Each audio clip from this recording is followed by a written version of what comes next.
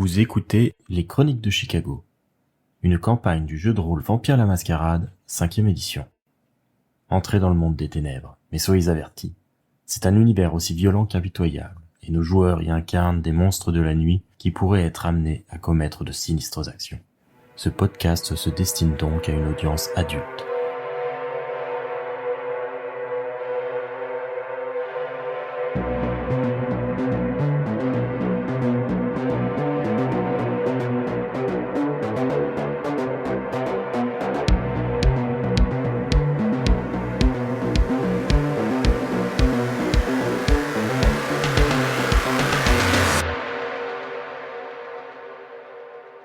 Les savoirs occultes qui révèlent l'architecture secrète du monde des ténèbres ne sont accessibles qu'à de rares érudits, souvent anciens et puissants.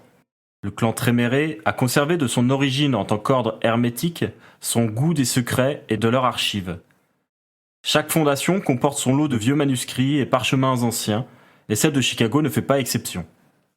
Cette nuit, ce sont Lizzie et Hélène qui arpentent les couloirs souterrains de cette bibliothèque occulte. Bien que la fondation Tréméré de Chicago prenne la forme d'un simple manoir en plein milieu de la ville, ses archives semblent s'étendre très largement au-delà de son périmètre, et il faut bien connaître les lieux pour ne pas s'y perdre. Pour accéder à ces lieux avec Lizzie, Hélène a dû faire l'offrande d'un petit peu de sa vitae, une pratique courante de la part des sorciers du sang. La raison de cette visite n'est pas sans rapport avec cette vitae particulière d'ailleurs, car Lizzie a promis de trouver pour Hélène des renseignements sur son clan d'origine, les disciples de Seth. Du coup, je vais vous laisser décrire un peu vos attitudes, comment vous évoluez dans ces souterrains faiblement éclairés, comment Lizzie procède pour trouver ces informations, et finalement, qu'est-ce qu'elle parvient à trouver au gré de ses lectures. Je suppose qu'il y a un système de classement. Je pense que ouais, c'est très organisé, c'est la classification de Dewey, mais version magie. Version Tréméré, ouais. Je pense que je me dirige vers le... Il doit y avoir une aile clan, en fait, quelque chose comme ça. Je pense, oui. Et une section sur les cétites. Est-ce qu'il faut que je lance des dés de investigation? Non, ça va pas être nécessaire là sur cette action-là parce qu'il s'agit d'informations assez basiques. On n'entre pas dans des secrets très profonds.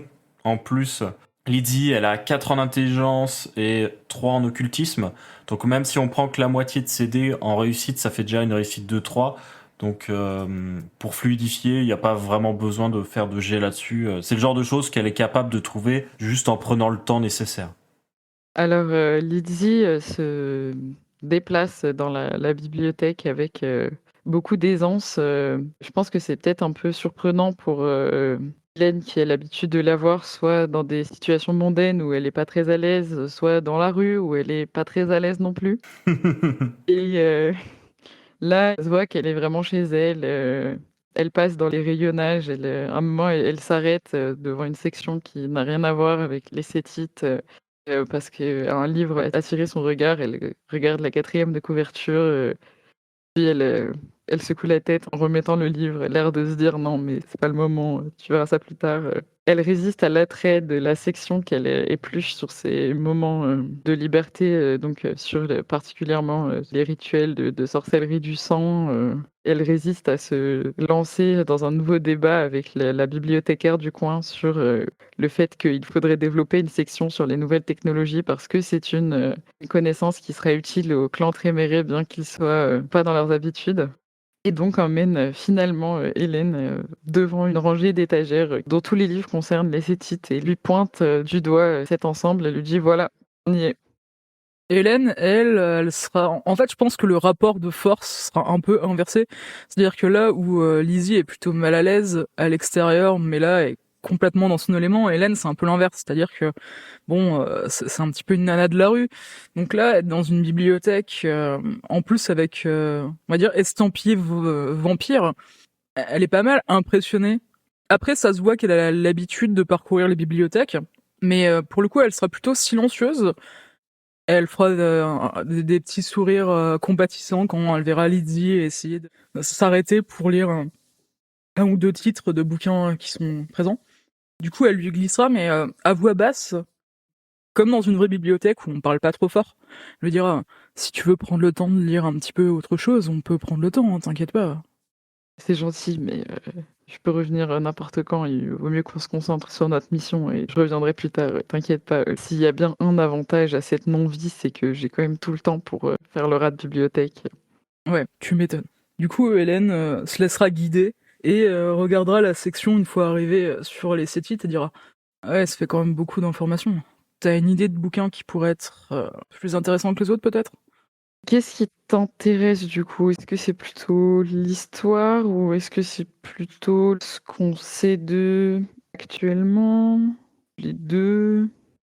J'aimerais bien comprendre pourquoi ils sont mal vus, alors je dirais l'histoire. Du coup, j'attrape quelque chose qui a l'air, assez accessible à être feuilleté, qui a l'air assez généraliste, pas trop enfin sur une période, précise, et je pose sur une table, je regarde le sommaire et je vois, origine du clan Sétite.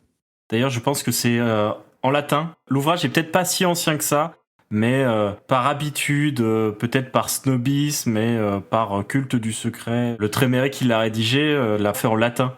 Ce qui fait que pour Hélène, c'est du charabia. Je lève les yeux au ciel et je dis: «Oui, bon, on a quand même un peu des habitudes, dis-toi que le bouquin a été écrit bien après que le latin soit déjà une langue morte depuis, plusieurs siècles, donc ma section informatique, on n'est pas près de l'avoir quand même». Et du coup, elle dit donc attends, là, il y a un chapitre sur oui, ça dit, origine du clan, une dispute, en fait, ça explique que donc là, ça se voit qu'elle est en train de remettre les mots dans l'ordre dans sa tête, genre: «Ah, il a mis où son verbe encore celui-là?» Elle passe au chapitre, en tant que tel, une fois qu'on a passé le sommaire. 3 origines possibles au clan Sétite. Hélène va lui mettre la main sur le bras. Attends, t'es sûr qu'on peut lire ça à haute voix? Non, parce que j'ai vu pas mal de films d'horreur où la langue là, elle invoque des démons, je sais pas quoi, et honnêtement, t'es sûr que ça va? C'est safe?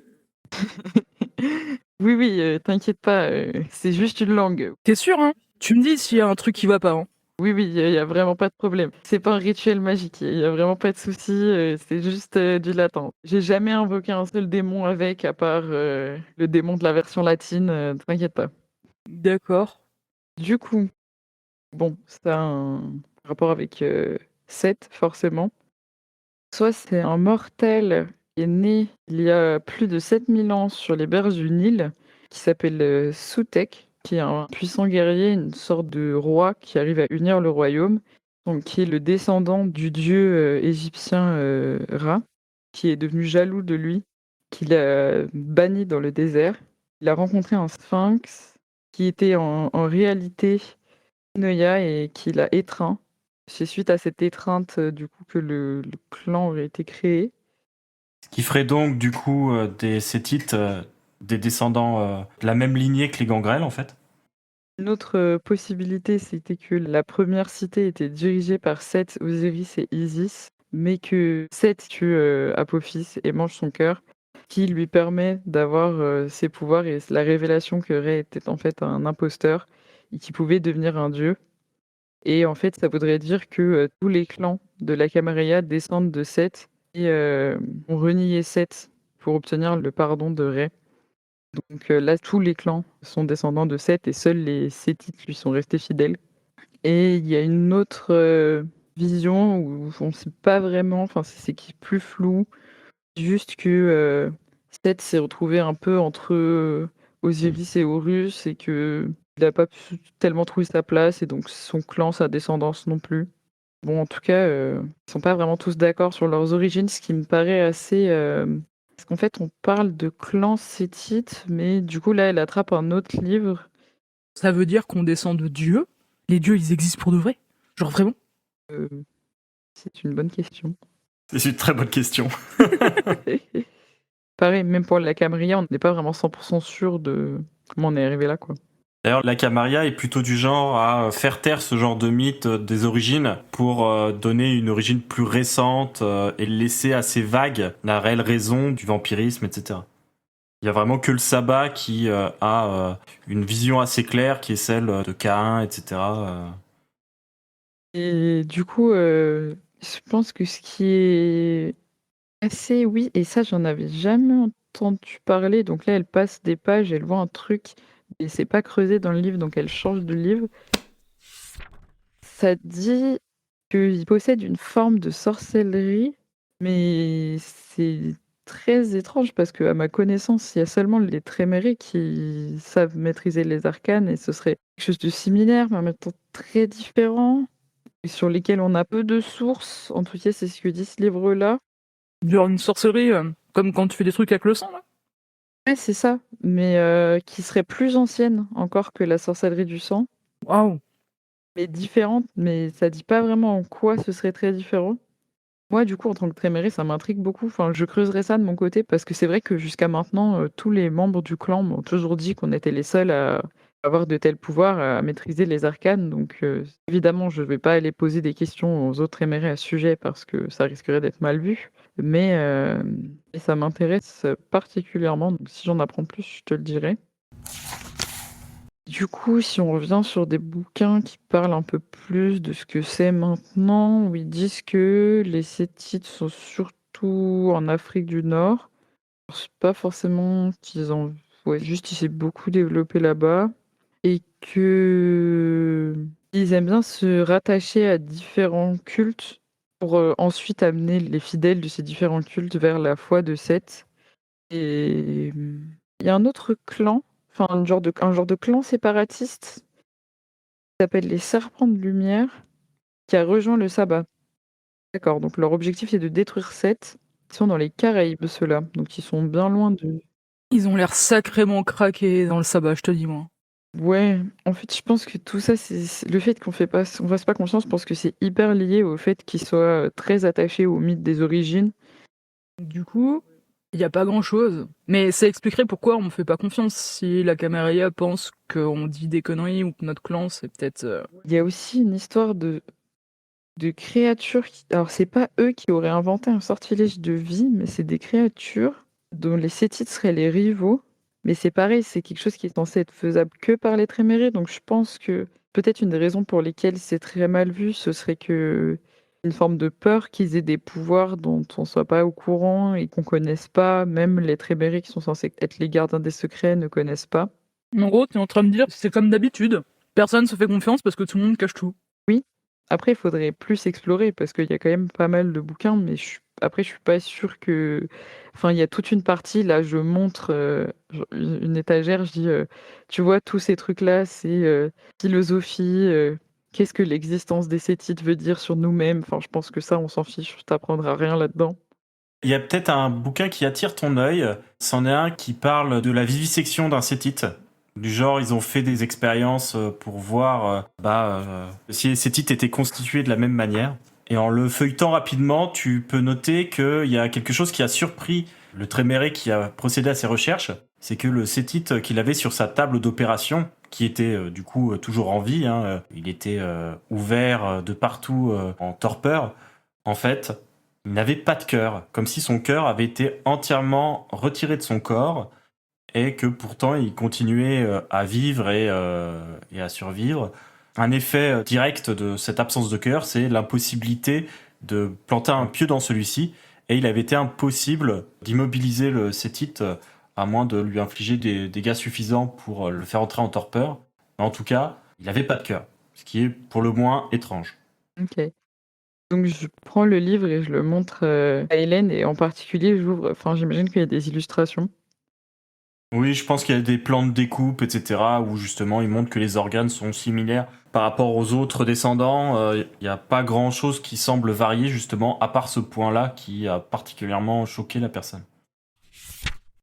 Donc là, il y a un Tréméré spécialiste en biologie qui a décidé de disséquer un cétite. Je t'avoue que je suis pas persuadée qu'il était très d'accord, monsieur. Et ce qui est très surprenant, c'est que, en tout cas, celui-ci, mais il suppose que c'est le cas de tous les cétites dans le livre, et comme tu peux le voir ici, donc je montre un schéma, n'a pas de cœur, enfin l'organe cœur est pas présent. Ça voudrait dire que j'ai plus de cœur, tu penses? Il y a un moyen de vérifier ça? Alors là, moi je suis pas du tout biologiste de formation. Bah, c'est pas grave, je te file un couteau, tu regardes. Ouais, tu veux pas qu'on fasse ça avec quelqu'un qui s'y connaît quand même un minimum? Ouais, enfin après, bon... Désolé, j'ai tendance à penser que je suis un petit peu invulnérable.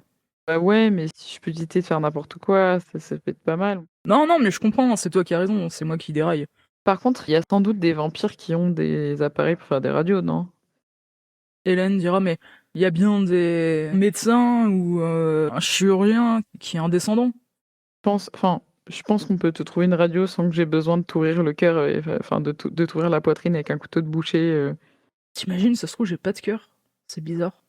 Mais du coup, comment ça se fait qu'il était immobile? Parce que j'ai cru comprendre que c'était quand on plantait un pieu en bois dans notre cœur qu'on rentre en torpeur. Mais si on n'a pas de cœur, Bah, en fait, là, je pense qu'on est dans le deuxième cas de la torpeur où c'est pas un pieu dans le cœur, c'est qu'il a subi un trop grand nombre de blessures, donc il est entré en torpeur pour se régénérer. un tabassage, quoi. Ouais, clairement, je pense que le Tréméré, là, il s'est dit que la recherche valait bien ça. Tu connais l'attention des vampires pour la non-vie des autres, alors quand c'est un clan adverse ou non protégé par la Camarilla, je pense qu'ils s'en donnent à cœur joie. Ouais, non, mais je commence à comprendre. Et est-ce qu'il n'y a pas un livre où il y a, je sais pas, un livre avec des témoignages peut-être de gens du clan Sétite? Alors, je pense qu'il y a certainement des livres dans le lot qui doivent parler de certains membres du clan avec lequel la Camarilla et les Trémérés ont peut-être été en contact. Cependant, c'est un clan qui est assez fermé sur lui-même, comme les Trémérés peuvent l'être eux aussi de leur côté. Et ça a l'air d'être quelque chose qui revient assez dans les textes que tu as déjà pu feuilleter, c'est que les Sétites ont des secrets et préfèrent les garder. Et il n'y a jamais eu, par exemple, de renégat qui décide de rejoindre la Camarilla et de révéler le secret des Sétites ou quelque chose comme ça? Ça existe. Après, de ce que tu sais, en tout cas, pas qui ait eu accès au cercle intérieur vraiment des Sétites et qui ait eu accès, par exemple, à un temple qui semble mentionner qui se trouverait en Égypte et qui serait vraiment le cœur de leur pouvoir. Ça, vraiment, les gens qui appartiennent à ce premier cercle, il n'y en a jamais aucun qui ait trahi, en tout cas pour la Camarilla, et qui ait du coup livré les secrets dans ce sens-là, pour ce que tu en sais. Ok. Alors que du coup vous êtes en train de discuter et puis de remettre certains livres en place, une voix se fait entendre au bout du couloir. Ah, vous êtes là. Il s'agit d'Abraham Dussable, l'élégant vieil homme qui dirige la fondation pour le primogène Nikolai. Le Tréméré se tient à l'intersection de plusieurs couloirs, à quelques mètres de là, dans un magnifique peignoir bleu marine au rebord rouge, sur ce qui semble être un pyjama à rayures et des charentaises. Visiblement, il n'a pas prévu de sortir ce soir et s'est vêtu confortablement sans aucun scrupule. Ça? Soir. Vous devez être l'invité. Ouais. Très bien, très bien. Lydie m'a expliqué ce qu'il en était. Je pense que du moment que cela reste quelques informations comme ça au sujet de vos origines, ce n'est pas un problème. Et là, son regard se porte directement sur Lydie. Cependant, vous vous doutez bien que certains de nos secrets doivent le rester. Bien sûr. Bon, en tout cas, j'étais en train de lire dans mon bureau quand l'intendant m'a prévenu d'un appel téléphonique. Un membre de la cour requiert notre aide, ou devrais-je plutôt dire votre aide à vous, mademoiselle Evans. Qui ça? Il s'agit d'Horatio Ballard. C'est l'un des enfants les plus influents du prince. Apparemment, il aurait besoin de compétences avancées en informatique. Il vous donne rendez-vous dans 1 heure, dans un restaurant à quelques pâtés de maison de là, le Jane et Giorgetti. Pour une fois que on me demande des choses que je sais faire et pas des choses que je sais pas faire. En tout cas, il n'a pas eu l'air de laisser penser que c'était une offre, et je crois qu'il vous attendra dans tous les cas. J'ai bien compris. On commence à avoir l'habitude, hein, Hélène. Ouais. Les Rentroux font la pluie et le beau temps dans cette ville, et il n'y a que des avantages à se les mettre dans notre poche. Ah, mais je sais pas encore ce qu'il va me demander, mais bon, moi, on me demande un service informatique et pas d'aller chasser des criminels et interrompre des fusillades. Je vais pas dire non, hein. D'ailleurs, oublier que si jamais tu veux créer une petite section technologie dans la bibliothèque, je suis toute prête à aider à construire le fond. Non, je ne sais pas, je n'y crois pas trop encore à ces histoires-là. Pense à moi si. Je trouve qu'il y a quelque chose de suspect derrière la manière dont fonctionnent ces ordinateurs. Lydie insiste pas parce qu'elle a déjà eu cette conversation 1000 fois et que.